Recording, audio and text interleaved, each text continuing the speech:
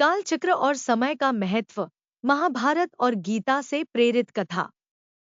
आइए मित्रों जाने, प्लीज लाइक सब्सक्राइब करें। बहुत समय पहले एक राजा था जिसे अपने जीवन और सत्ता पर अत्यधिक गर्व था।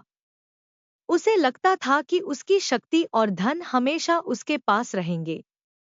लेकिन एक दिन एक संत उसके दरबार में आए और राजा से कहा, हे राजन, क्या तुम्हें पता है कि यह समय जो आज तुम्हारे पक्ष में है, हमेशा ऐसा नहीं रहेगा? राजा ने हंसते हुए कहा, महाराज, मेरे पास अपार धन, बल और प्रजा का समर्थन है। समय मुझे क्यों छोड़कर जाएंगे? संत मुस्कुराए और बोले, राजन, महाभारत में भगवान श्री कृष्ण ने अर्जुन को गीता में यही सिखाया था कि समय हमेशा गतिमान रहता है। इसे कोई रोक नहीं सकता। यह किसी के लिए स्थिर नहीं रहता, चाहे वह कितना ही शक्तिशाली क्यों न हो। संत ने समझाया, गीता में श्री कृष्ण कहते हैं, कालोस्मि लोकक्षयकृत प्रवृद्धो लोकान् स्माहर्तुमेह प्रवृत्ता। अर्थात मैं समय हूं जो सभी को अपने चक्र में समेट लेता है। यह समय हर किसी को बदलने और विनाश की ओर ले जाने का माध्यम है। समय का चक्र 4 युगों, सत्य, त्रेता, द्वापर और कलियुग में बंटा है। हर युग का एक उद्देश्य होता है और हर युग में समय अपने नियम के अनुसार चलता है। जो आज राजा है वह कल साधारण हो सकता है, और जो आज निर्धन है वह कल संपन्न बन सकता है। संत ने महाभारत का उदाहरण दिया।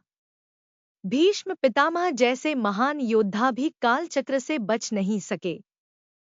समय ने ऐसा मोड़ लिया कि उन्हें अपनी ही शपथ के कारण अपने जीवन का बलिदान देना पड़ा। कौरवों की शक्ति और बल भी समय के साथ समाप्त हो गए, क्योंकि उन्होंने अधर्म का रास्ता चुना। संत की शिक्षा। संत ने राजा को एक कथा सुनाई। एक साधु ने अपने शिष्यों को यह सिखाने के लिए एक अंगूठी दी जिस पर लिखा था, यह समय भी गुजर जाएगा। जब तुम खुश हो तो इस वाक्य को पढ़कर विनम्र बनो, और जब तुम दुखी हो तो इसे पढ़कर साहस प्राप्त करो। यही समय का सत्य है। राजा ने यह सुनकर संत से कहा, महाराज, आपने मुझे अहंकार और लोभ से मुक्त किया। मैं अब समझ गया कि समय सबसे बड़ा शिक्षक है।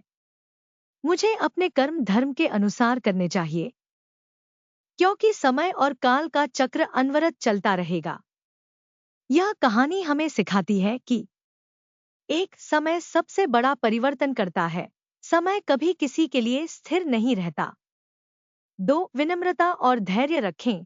अच्छे समय में अहंकार न करें और बुरे समय में हिम्मत न हारें। 3, सही कर्म करें।